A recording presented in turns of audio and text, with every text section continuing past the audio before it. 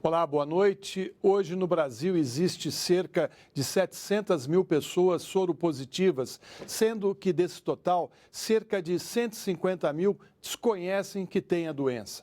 No mundo todo, anualmente, são registradas 3 milhões de novas infecções pelo vírus que causam a morte de quase 2/3 dessa população. Na semana em que se comemora o Dia Mundial de Luta contra a AIDS, o 3-a-1 discute os avanços no tratamento do HIV, que 30 anos depois de sua descoberta ainda não tem cura. Afinal, a AIDS ainda preocupa ou já é possível viver bem com a doença? As novas descobertas e medicamentos podem fazer com que ela deixe de ser uma epidemia? E como evitar o surgimento de novos casos? Para discutir o assunto, nós convidamos o médico em saúde pública e epidemiologista Pedro Schecker, a professora e psicóloga da Universidade de Brasília, especialista em saúde coletiva e projetos na área de HIV/AIDS, doutora Eliane Seidel, e o presidente da Associação Brasileira de Combate à AIDS, Antônio Lisboa. Bem, antes de começarmos o debate, vamos conferir uma reportagem feita no último domingo, onde o governo anunciou mudanças no tratamento do HIV pelo Sistema Único de Saúde. A partir de agora, a medicação deverá ser oferecida pelo Sistema Público de Saúde logo após o diagnóstico da doença, e não apenas quando o sistema imunológico já está comprometido. Uma mudança que, além de melhorar a qualidade de vida dos pacientes, vai ajudar a reduzir a transmissão do vírus. Entre as mulheres, quando a gente pega a faixa etária até 19 anos, tem mais mulheres que a gente descobre que estão infectadas pelo HIV do que homens. É a única faixa etária que a gente descobre mais casos entre mulheres do que homens, é exatamente entre as mulheres mais jovens ainda, adolescentes até 19 anos. O evento no Rio teve distribuição de preservativos e chamou a atenção para a importância de exames periódicos para diagnosticar a doença. Membros da sociedade civil e de organizações não governamentais foram homenageados pelo trabalho no combate à AIDS. Ainda em referência ao Dia Mundial de Combate à AIDS, monumentos como o Cristo Redentor foram iluminados com a cor vermelha. Bom, eu disse agora há pouco aí que a professora e psicóloga da Universidade de Brasília, Eliane Seidel, né, correto? Era da associação, a associação da UNB, né? Eu sou do Instituto de Psicologia da Universidade de Brasília, sou professora, psicóloga e coordeno um projeto de extensão de ação contínua, denominado Convivência, que é um projeto de atenção a pessoas vivendo com HIV/AIDS, atenção psicossocial. Certo. Ele acontece no HUB desde 96. A senhora acha que essa ação que o governo lançou hoje pode reduzir e ser uma medida correta para a diminuição da AIDS no Brasil? Olha, na verdade, já há alguns anos, algumas mudanças já vêm sendo implementadas, né? Anos atrás, a terapia antirretroviral ela é indicada quando a pessoa tivesse, por exemplo, um nível de células de linfócitos TCD4 na faixa de 200 células, né? A não ser que a pessoa tivesse já doenças oportunistas, enfim. Isso aumentou para 350, chegamos a 500. E agora, finalmente, seguindo inclusive a tendência de outros países, a proposta do governo testou, tratou. Né? Então, identificada a soropositividade, independente de estar num quadro sintomático, a pessoa, então, é ofertada a ela, a terapia antirretroviral. E isso prolonga a vida, pode reduzir, sim, em função de que a pessoa em tratamento, o objetivo do tratamento é reduzir a carga viral. E uma pessoa com carga viral indetectável, né, que é o que a gente usa hoje para se referir a menos de 50 cópias virais, ela tem chances muito baixas de transmitir o vírus para outra pessoa.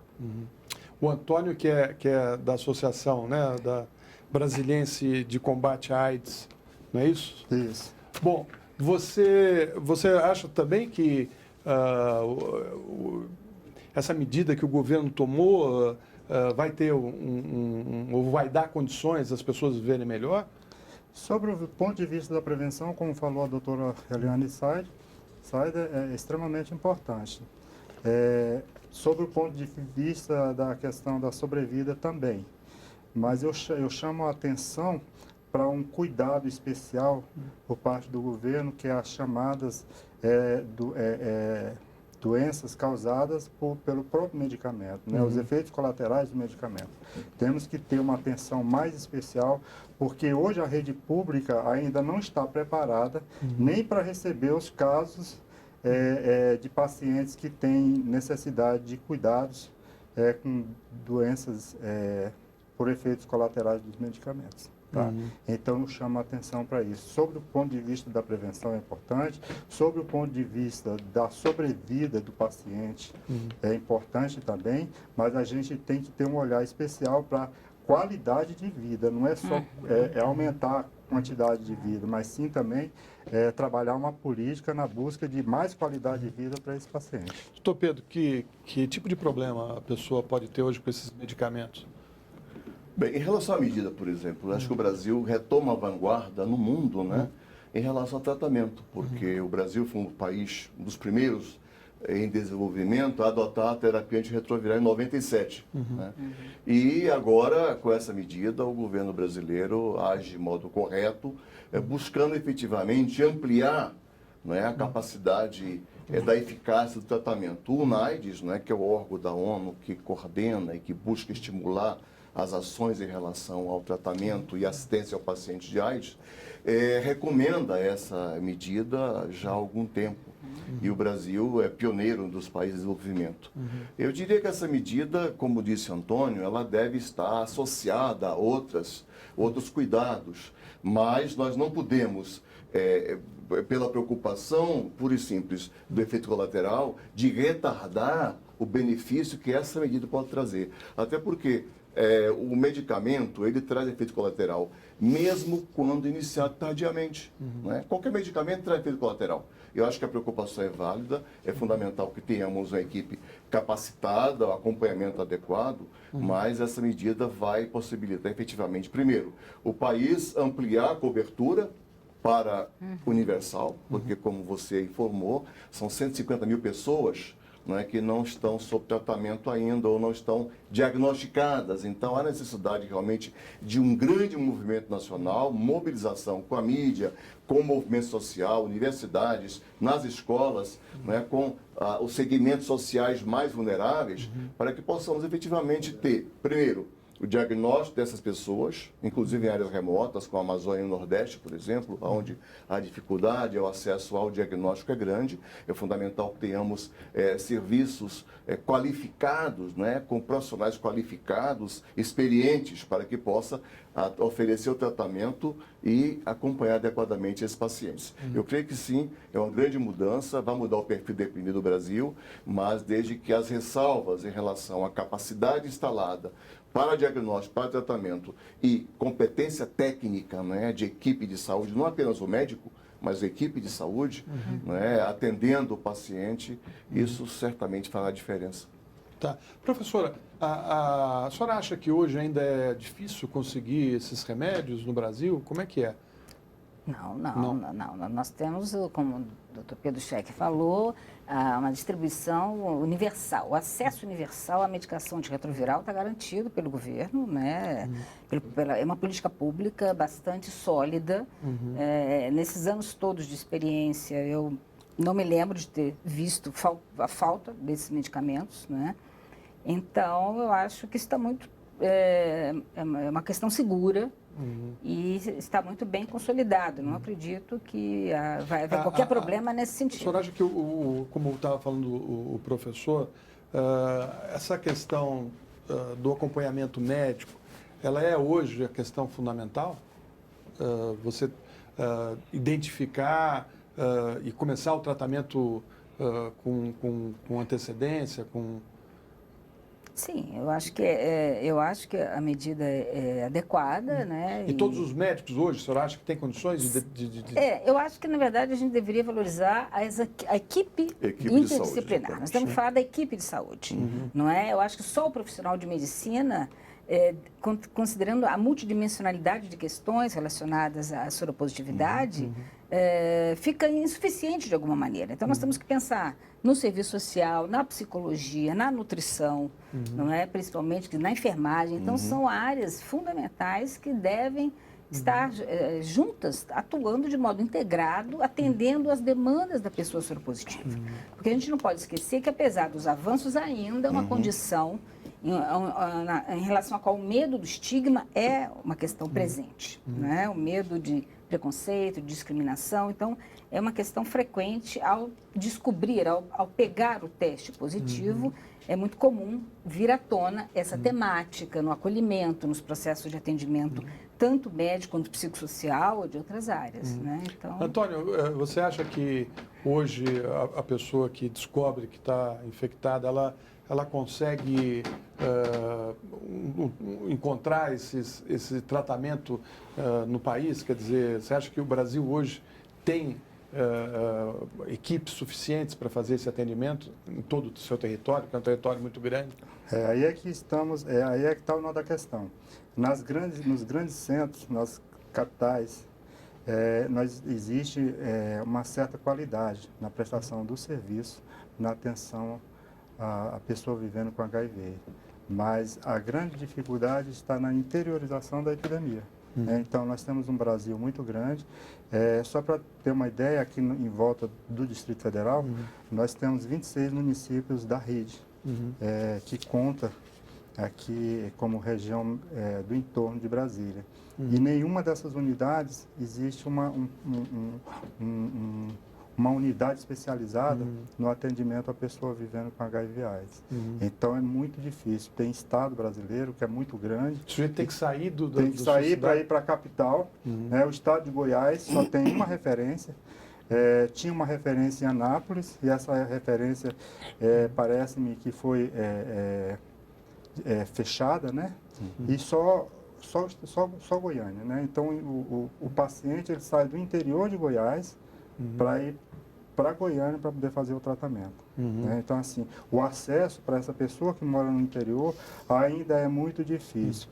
Eu queria chamar a atenção também para a questão dos antirretrovirais. É uma política sólida, de fato, do governo federal. Mas a gente tem a descentralização do SUS, que é a responsabilidade do Estado e do município. Aí é onde está a maior precariedade, porque o paciente ele não só precisa de antirretrovirais, a gente precisa de unidades especializadas e contar com outras problemáticas de saúde, né? Em especial, preparado, em especial as doenças relacionadas às doenças oportunistas, né? E muitas vezes falta medicamento. Aqui no Distrito Federal, constantemente está faltando medicamentos nas unidades de saúde para os pacientes que precisam de tratar essas questões de doenças oportunistas, né? Então, assim, ainda não temos um sistema 100% que atenda a essa população. Doutor Pedro, o senhor acha que... Porque a gente estava lembrando aqui que Santos foi uma cidade que marcou muito na história da luta contra a AIDS, né? Porque era uma cidade que tinha um índice muito alto, né, de pessoas contaminadas. E aí ele começou um trabalho firme, né, o prefeito de Santos na época, distribuição de preservativos, até de seringas, o que causou uma certa polêmica no país, né? E houve uma redução drástica em Santos da incidência da doença. O senhor acha que hoje os governos estão preocupados com essa questão de preparar os jovens, de fazer campanhas para que os jovens tomem cuidado para não terem a doença? Eu diria que sim, mas na prática, não é? Estamos muito distantes dessa realidade. Não há dúvida que o programa de AIDS do Brasil ele tem como referência importante a questão da prevenção, disseminação da informação, do envolvimento, né, da comunidade, das ONGs, das pessoas que vivem com HIV, inclusive, Mas na prática nós temos sofrido alguns retrocessos, né? O Brasil sempre foi pioneiro na área de prevenção e nas campanhas. E mais recentemente houve problemas sérios em relação a campanhas, né? Porque algumas campanhas foram vetadas.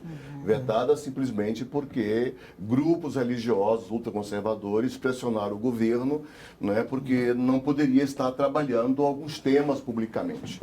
A mim parece isso um retrocesso grave. O Brasil, que sempre foi referência para o mundo na área de prevenção e de campanhas, deixa de ser referência e passa a deixar de ter a ciência e fundamentação científica para tomar a referência religiosa, né, teológica, como dogma ou como proposta. A mim parece que isso não vem da área técnica. A área técnica que dispomos no país hoje é uma área até comprometida, séria, tanto na universidade, quanto nos estados, municípios, e quanto o governo federal, o Ministério da Saúde, mas esse retrocesso é de cunho político. Nós tivemos problemas também, recentemente, nos últimos 2 anos, de kits, né, de educação escolar vetados, né, suspensos. Ora, o fundamento da educação está na escola. Nós temos que trabalhar o jovem, adolescente, pré-adolescente, né, a partir dos 7 anos de idade, para que possamos efetivamente ter uma geração preparada para enfrentar a epidemia, e não somente a AIDS, mas a questão da violência contra a mulher, a questão da homofobia, lesbofobia, a respeito à diversidade. Ou seja, é uma agenda importante que o Brasil tem perdido espaço, e esperamos que retome em breve, né, essa agenda para que possamos efetivamente cumprir aquilo que está estabelecido nas diretrizes do programa de AIDS, né, que é a educação como princípio fundamental para que possamos atingir uma perspectiva, né, de prevenção efetiva e uma geração futura onde a epidemia deixa de existir. Tá certo. Bom, nós faremos um pequeno intervalo e voltamos já já para discutir os avanços na luta contra a AIDS no Brasil e no mundo nas últimas 3 décadas. Nós voltamos já já.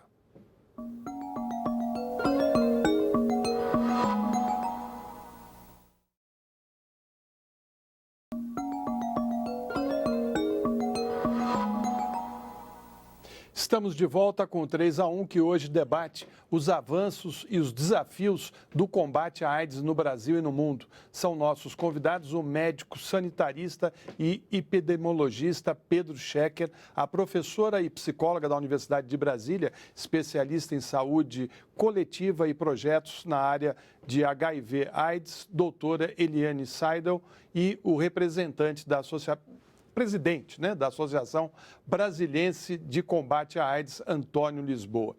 Se antes receber o diagnóstico da AIDS era quase uma sentença de morte, hoje já é possível ter mais longevidade e qualidade de vida convivendo com a doença.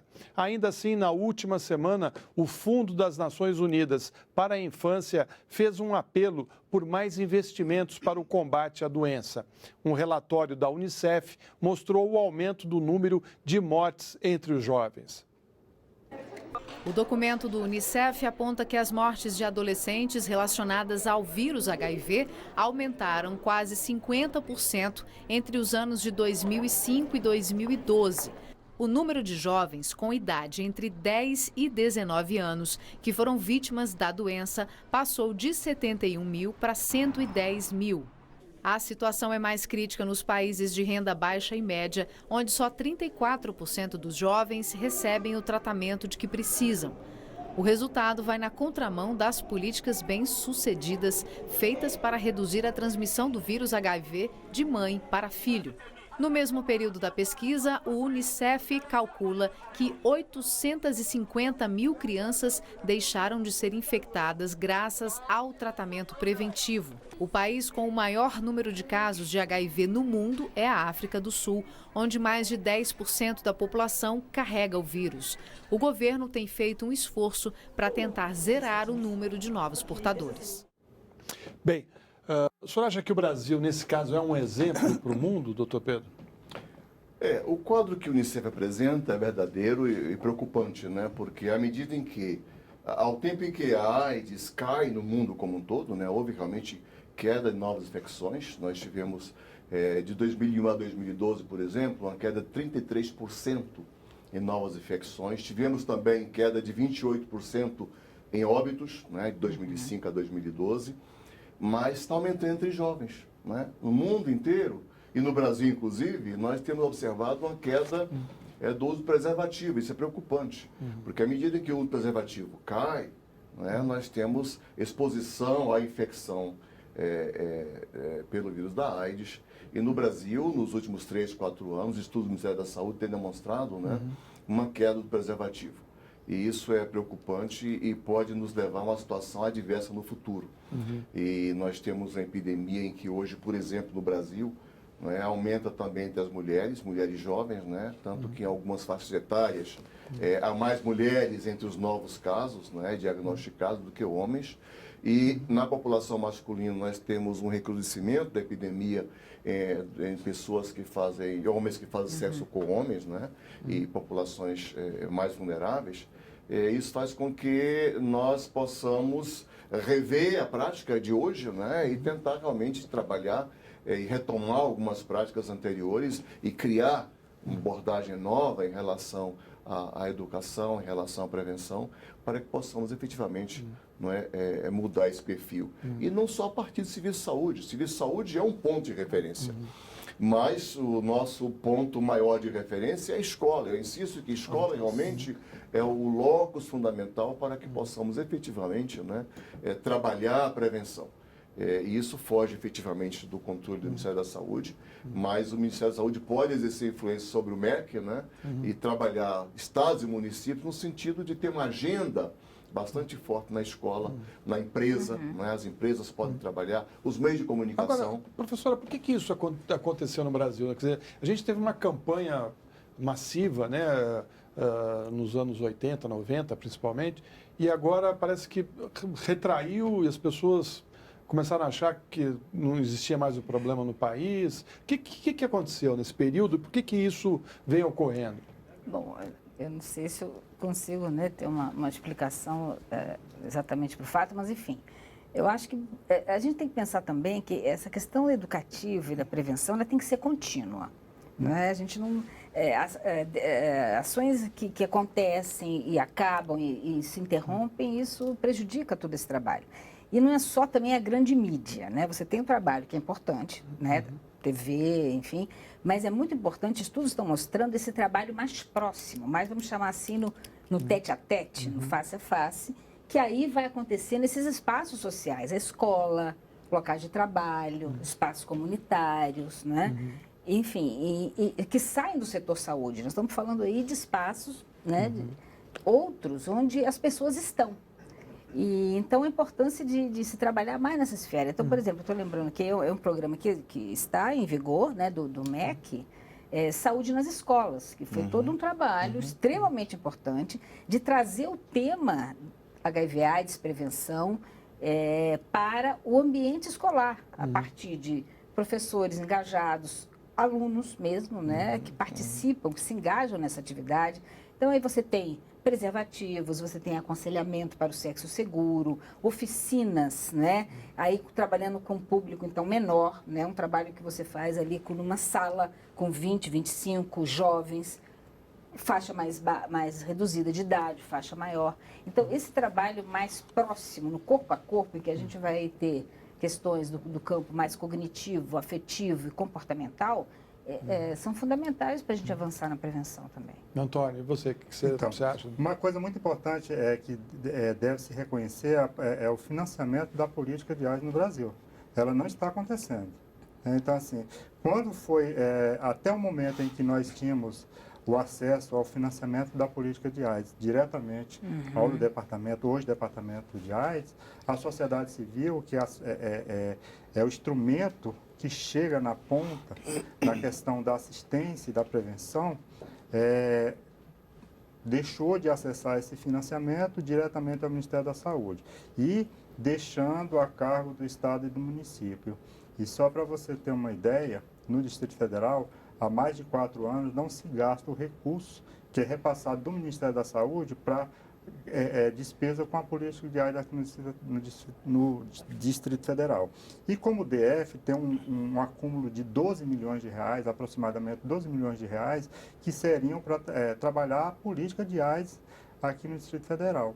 E como o DF tem vários estados e municípios que recebem esse recurso e que não conseguem ou que não quer aplicar esses recursos no financiamento da política de AIDS. Então fica aquela coisa. Falta um controle, então, nesse sentido. Fica a situação de que é pactuado com o governo federal, os estados e o município, mas só que essa pactuação ela não acontece. Assim como também não acontece via Ministério da Educação. Né? Então, essa política ela não tá sendo aplicada, de fato, nas escolas.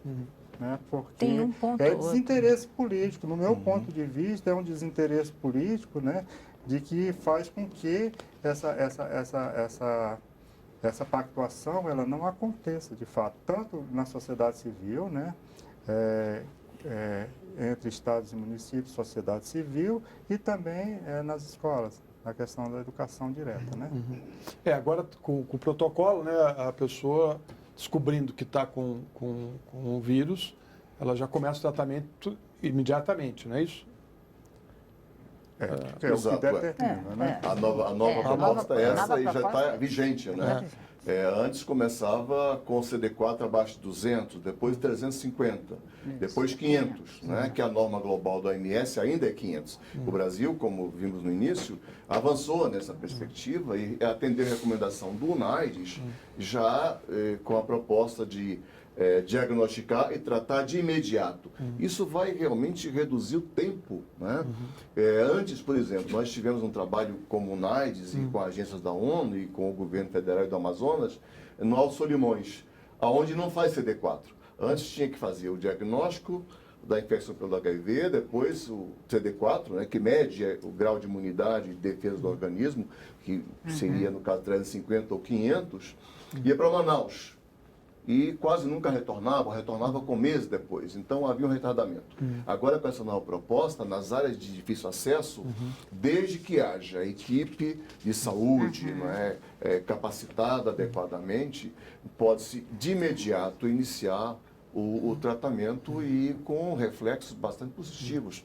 Estudos demonstram, por exemplo, que o indivíduo bem tratado adequadamente, com adesão adequada, não é, e bem acompanhado, ele reduz até 96% a chance de transmitir o vírus. Então, além de beneficiar a si mesmo, né, ele também a comunidade, porque isso cria uma situação, né, favorável e, nessa perspectiva, há condições efetivamente de controlar a epidemia a médio prazo. Mas isso não suprime de modo algum outras medidas de prevenção, como preservativo. Agora, por exemplo. uma coisa que é curioso, né? O Rio Grande do Sul aparece num levantamento, e eu acho que é o Amazonas, como os estados que tiveram um aumento na incidência de HIV. Por que isso aconteceu, professora? Não sei. Eu não sei explicar. Esse dado está aparecendo, de fato, o Rio Grande do Sul está surpreendendo, né? Casos novos, né? São dados de incidência. Eu acredito que equipes do Estado e, enfim, gestores profissionais e pesquisadores estão se debruçando sobre essa realidade. Eu confesso que eu não tenho informação sobre isso nesse momento. Esse é um dado importante. Realmente, o NAIDS tem trabalhado junto com a agência da ONU e com o Ministério da Saúde, né, junto ao município de Porto Alegre especificamente. Ora, em gestante, por exemplo, enquanto a prevalência no Brasil, a prevalência média é em torno de 0,3%, 0,4%, em Porto Alegre é 2%, compatível com a epidemia generalizada, não é? E população negra é mais afetada. Ou seja, há um viés racial importante, não é? E que o município de Porto Alegre, recentemente, né, nos últimos anos, retomou realmente a política que tinha nos anos 90 e está priorizando no enfrentamento da epidemia e, como disse a professora, promovendo estudos no sentido de entender o mecanismo, né? Porque a população relativamente educada, né? Até Ajudando te pessoas, surpreende um pouco todo o país, pela qualidade de financeiramente, vida. economicamente também. Ou seja, temos que realmente investigar bastante e urgentemente, né, para ter uma resposta. Agora, antes da resposta científica, há um dado concreto. Temos que diagnosticar de imediato, tratar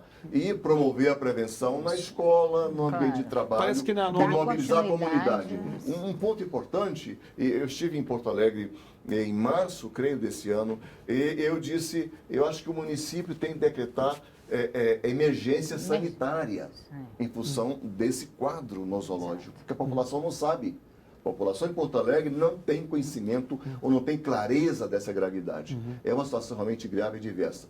Mas, em relação a isso, nós temos o Brasil como um todo, a epidemia relativamente estável, caindo no Sudeste, mas continua aumentando tanto casos quanto óbitos no Norte e Nordeste do país. No Norte Nunca diminuiu, até, né? exatamente. Sempre aumentando, ou seja, temos que ter uma política diferenciada, específica, não é? Para a região Norte e Nordeste. O Ministério da Saúde, o programa de AIDS, recentemente, vem promovendo os debates regionais, isso é muito importante, porque à medida em que discute a região a partir da realidade da região, com quem vive, quem conhece a região, podemos encontrar soluções não a partir de Brasília, mas a partir da realidade local. Eu acho que isso é um dado importante, né, uma mudança importante de parâmetro e que poderá resultar, né, em aspectos positivos para o controle da epidemia no Brasil. Antônio, você faz essa diferença também? Quer dizer, no Amazonas, por exemplo, parece que aumentou o número de óbitos, né? Isso demonstra que provavelmente as pessoas estão tendo dificuldades de encontrar o tratamento correto,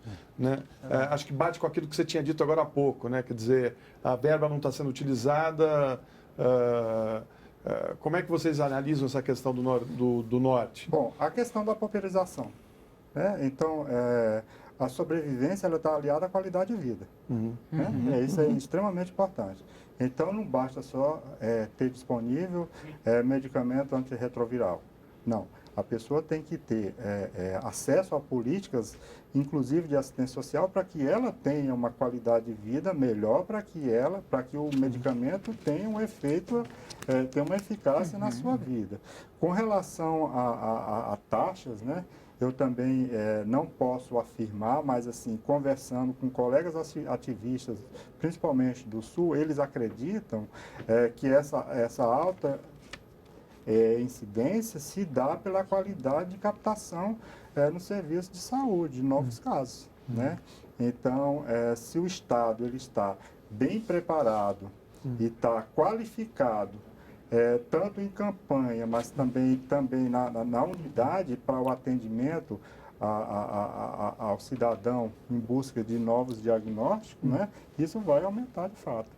A Unicef tem um dado aí de que até 2030 a epidemia de AIDS no mundo vai ter terminado. O senhor acha que é possível fazer essa avaliação assim? Então, eu acho um desafio. Um desafio, eu né? acho, não sei, eu acho a partir até desses novos dados, né, de um recrudescimento da epidemia, alguns segmentos sociais, homens que fazem sexo com homens e bom, são poucos anos pela frente, né? Seria maravilhoso, acho que, né? Esse dado, aliás, é da UNAIDS, né? Da UNAIDS, exatamente.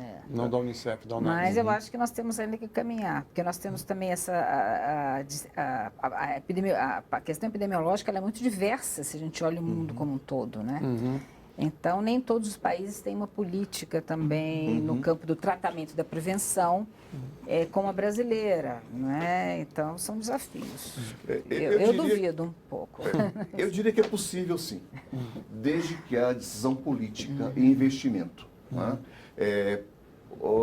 2012, o mundo investiu, em país de desenvolvimento, investiu aproximadamente 18,9 bilhões de dólares. A necessidade para 2014 e 2015 é em torno de 22 a 24 bilhões de dólares. Olha, se houver investimento, não é? Se houver decisão política de alto nível para mobilizar a comunidade, se houver envolvimento da mídia, do movimento social, não é, como o Brasil foi exemplo, não é, e como comentou Antônio, a situação bastante adversa agora, é possível sim até anos 2030. Porque se nós conseguirmos tratar efetivamente os 34 milhões de pessoas infectadas hoje, não é? Que são 35,3 milhões de pessoas no mundo hoje. Nós estamos tratando apenas 9,7 milhões, ou seja, um terço apenas do necessário. Se conseguirmos tratar de modo precoce e imediato esses 35 milhões. Né? Se estabelecermos um processo efetivo de qualidade da atenção do serviço de saúde... E de prevenção. Não é? E prevenção. Não é? E trabalhar o jovem na escola para construir a nova geração preparada, né? Preparada contra o racismo, preparada para trabalhar a questão da violência contra a mulher, que é um dos problemas seríssimos que no Brasil e na África, né, como causa, inclusive, né, de gênese de novas infecções, se nós conseguirmos reduzir estigma e discriminação em relação ao paciente, em relação a populações mais vulneráveis, né, populações de gays, populações de travestis, trabalhadoras sexuais, etc., nós vamos alcançar isso com certeza. Nós vamos discutir esse tema no próximo bloco. Vamos fazer um rápido intervalo e voltamos daqui a pouco para falar dos desafios daqueles que, além de enfrentar a doença, ainda são obrigados a conviver com o preconceito. A gente volta já já.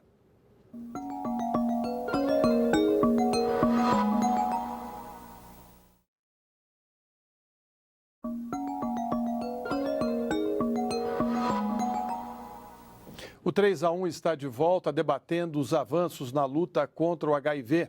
Nesse bloco, vamos tratar das perspectivas de cura de AIDS e de um dos problemas que ainda envolvem esta questão, o preconceito. São nossos convidados o médico sanitarista e epidemiologista Pedro Schecker, a professora e psicóloga da Universidade de Brasília, especialista em saúde coletiva e projetos na área de HIV/AIDS, doutora Eliane Seidel, e o presidente da Associação Brasiliense de Combate à AIDS, Antônio Lisboa.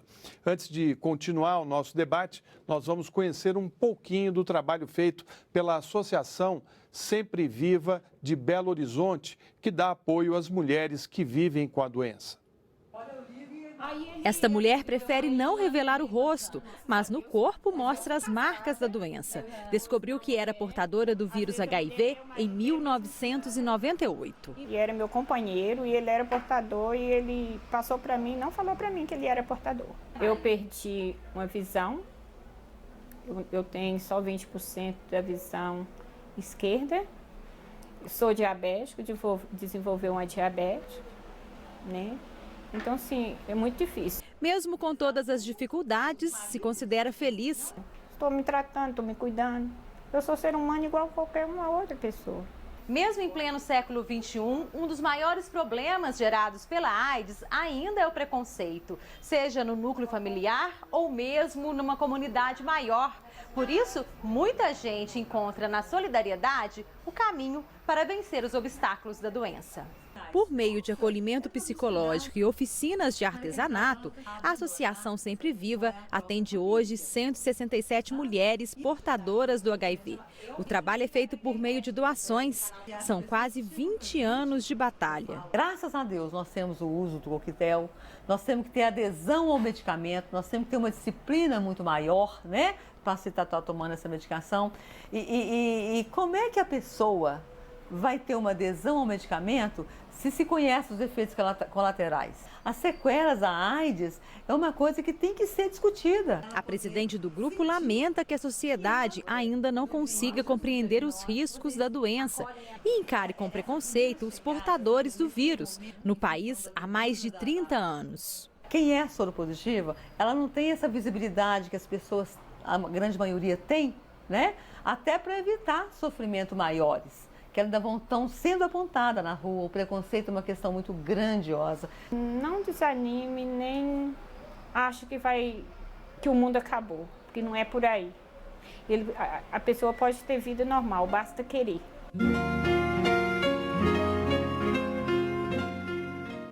Antônio, 30 anos depois da chegada da AIDS, as pessoas ainda com preconceito. E esse é um problema sério que os próprios companheiros escondem da companheira, às vezes, a doença. Como é que você vê essa questão hoje no Brasil e por que ela ainda persiste? Bom, eu costumo dizer que a maior doença da AIDS é o preconceito. Muitas pessoas hoje não conseguem sequer fazer adesão ao tratamento em função do medo do preconceito.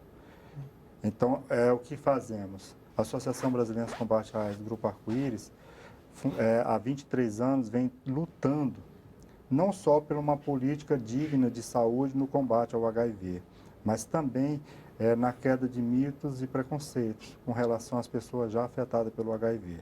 Como nós vimos na reportagem, a pessoa com HIV, a grande maioria se esconde. Né? Se esconde dela e se esconde da vida, se esconde da sociedade, se esconde de todo. Né? Então, assim, em função do medo, do preconceito. Eu não posso, nem tem tempo aqui de estar revelando as situações em que a gente tem experiência de pessoas com relação ao sofrimento, ao preconceito. Então, aliado à educação, hoje, que se faz necessário a toda a sociedade, em especial aos jovens, né, nas escolas, né, o grande desafio também é quebrar o estigma e o preconceito com relação às pessoas com HIV.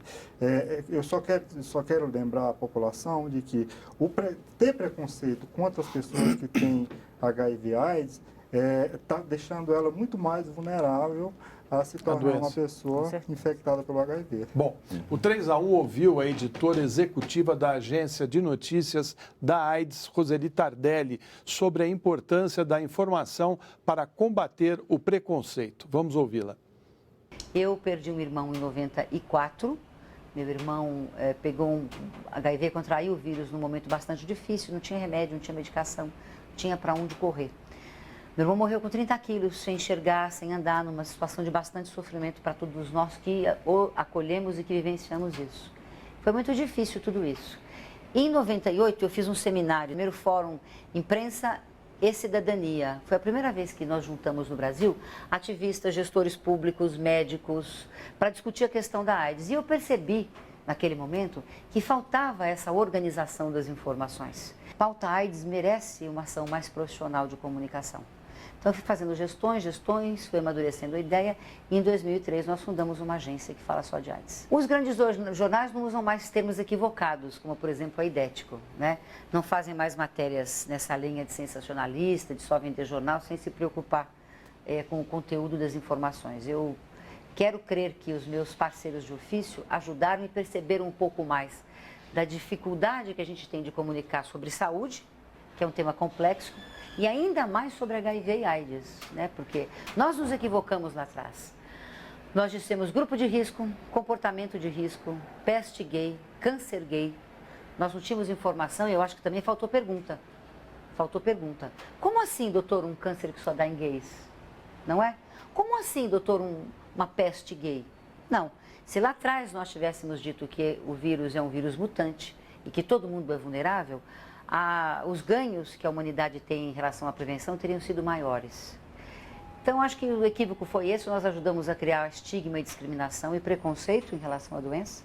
E acho que um dos trabalhos que a agência faz todo dia também é humanizar essa cobertura e tentar diminuir esse preconceito que nós ajudamos a criar. As pessoas estão procurando mais informação. Hoje não existe um grande veículo de informação que não liga para a gente aqui na agência AIDS antes de fazer uma reportagem, o que me deixa muito feliz. Então, a nossa intuição estava certa. Era preciso organizar as informações para disponibilizar as informações. E disponibilizando as informações, fazer com que a imprensa, com que os veículos de comunicação se tornassem um veículo mais importante nas ações de prevenção, né? Quem é informado e que consegue mudar comportamento com a informação não se infecta. É essa a nossa intenção. Eliane, essa questão do preconceito aí contra os gays, ela ainda persiste mesmo nos grandes centros, né? Hoje. Sim. É uma questão extremamente relevante e eu acho que a gente tem que lutar pelo respeito à diversidade, não é? Em relação às práticas sexuais, orientação sexual. enfim, outras situações, a própria soropositividade como uma doença crônica, né? Porque pode ter um efeito bastante negativo realmente na questão da revelação do diagnóstico, de para quem eu conto, né? Se eu vou esconder, não conto nem para meu parceiro, parceira.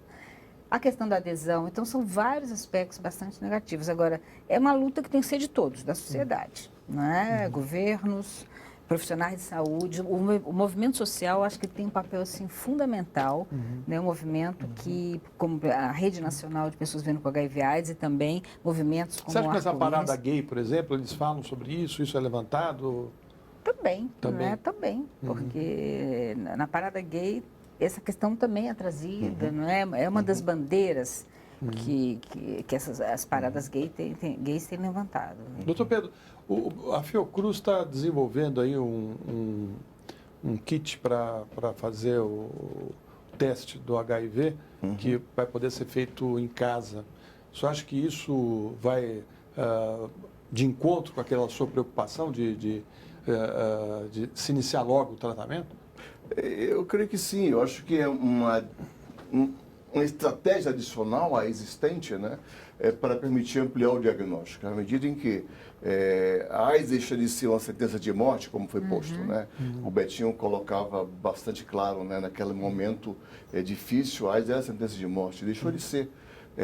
Uma sentença para doença crônica, como outra doença crônica, né, com restrições, com dificuldades, obviamente, mas a Fiocruz realmente tem sido um parceiro importante do governo brasileiro.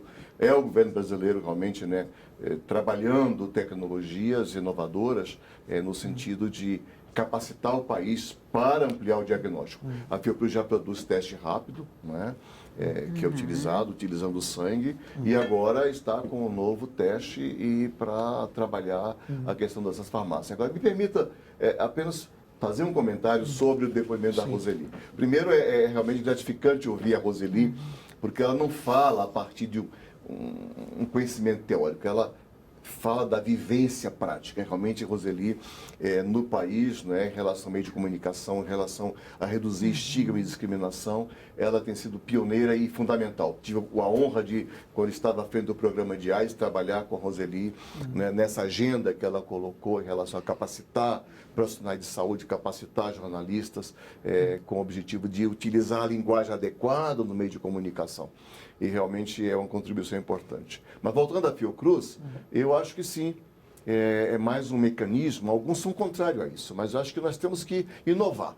Se nós quisermos efetivamente avançar a agenda da AIDS no país, temos que inovar e testar novas alternativas, né, para que a população possa ter acesso ao diagnóstico e tratamento. Professora, a questão da vacina, né? O Brasil está tentando desenvolver no Instituto Butantan uma vacina.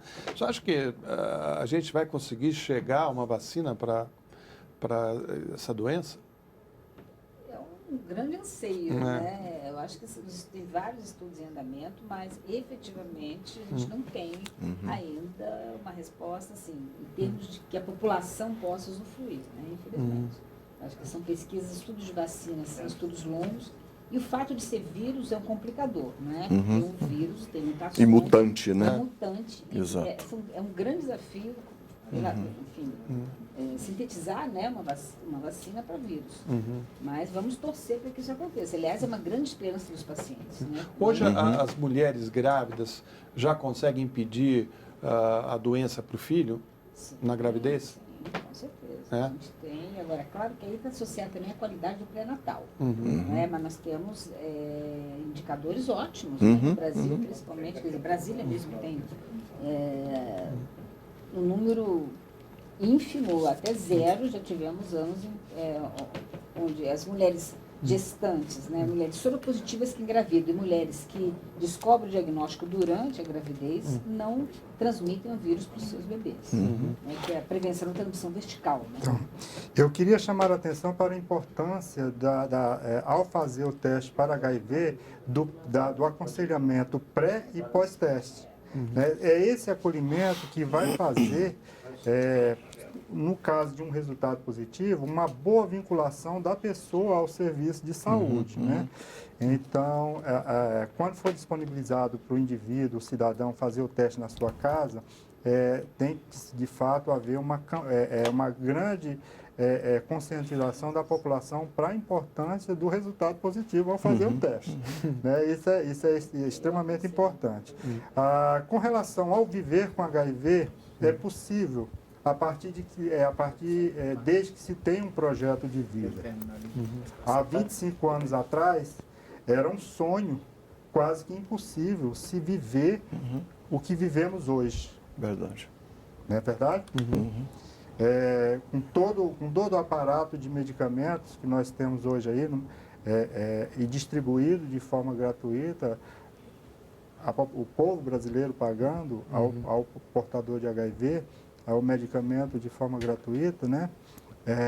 Era quase que impossível se idealizar isso há 25 anos atrás. E eu acredito, apesar de já estar com 54 anos, né, eu acredito ainda que eu vou presenciar a cura da AIDS.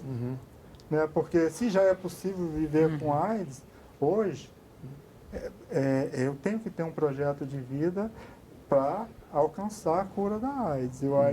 Eu acredito nisso e é um projeto de vida, pessoal. Né, enquanto militante, enquanto ativista, né, de ser testemunho da cura da AIDS. Pesquisas estão sendo feitas em vários lugares do planeta, né? E a gente fica nessa expectativa mesmo de que em breve isso ocorra. E enquanto isso, acho que a prevenção ainda é o melhor caminho. Exato. Desculpe, só encerrando rapidinho, porque eu tenho Perfeito. Eu acho que a médio prazo é possível ter uma vacina sim. Mas nós não temos que esperar por isso, né? Não. Em relação à transmissão vertical da mãe para o filho, eu já diria que é uma vacina disponível hoje. Um tratamento profilático da gestante, né, que reduz até em 98% a chance de transmissão, é uma vacina. De modo geral, a vacina é 90%, 85%, 95%. Infelizmente, acabou o nosso tempo. Eu vou ter que encerrar. Agradecer a participação dos nossos convidados, o médico sanitarista e epidemiologista Pedro Schecker, a professora e psicóloga da Universidade de Brasília, a doutora Eliane Seidel, e o presidente da Associação Brasiliense de Combate à AIDS, Antônio Lisboa. E se você quiser saber mais sobre o nosso programa, entre no nosso site na TV Brasil. Convido a todos para a próxima quarta-feira com mais um 3 a 1. Até lá, uma boa noite para você.